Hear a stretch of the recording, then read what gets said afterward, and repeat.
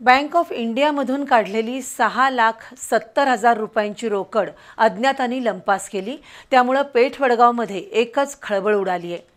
पाळत ठेवून चोरट्यांनी 60 वर्षाच्या वृद्धाला हातोहात लुटलं।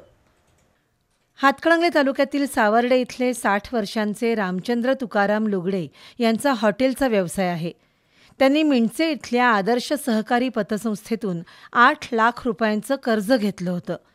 त्यासाठी पतसंस्थेनं त्यांना पेठ वडगाव इथल्या बँक ऑफ इंडियाच्या शाखेचा 8 लाख रुपयांचा चेक दिला होता।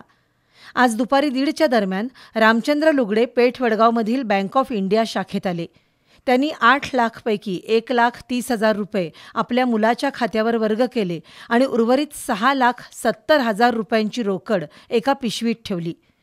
पैशांची पिशवी त्यांनी आपल्या मोटरसायकलच्या हँडलला अडकवली आणि गाडी वळवत असतानाच एका व्यक्तीनं रामचंद्र लुगडे यांना थांबवलं। तुमचे पैसे रस्त्यावर पडले आहेत असं त्यानं सांगितलं। त्यावेळी रस्त्यावर 10, 20 आणि 50 रुपयांच्या नोटा पडलेल्या होत्या। त्यामुळे रामचंद्र लुगडे यांनी मोटरसायकल बाजूला लावून त्या नोटा उचलण्यासाठी ते खाली वाकले। त्याचवेळी अज्ञात 2 व्यक्तींनी रोकड असलेली पिशवी घेऊन मोटरसायकलवरून पळ काढला। रामचंद्र लुगडे यांनी आरडाओरडा केल्यानंतर एकच खळबळ उडाली। दरम्यान पेठ वडगाव पोलिसांनी घटनास्थळी धाव घेऊन चोरट्यांचा माग काढण्याचा प्रयत्न केला, पण तो असफल ठरला। पोलीस उपअधीक्षक रोहिणी साळुंखे यांनी या संपूर्ण प्रकाराची माहिती घेऊन तपासाच्या सूचना केल्यात।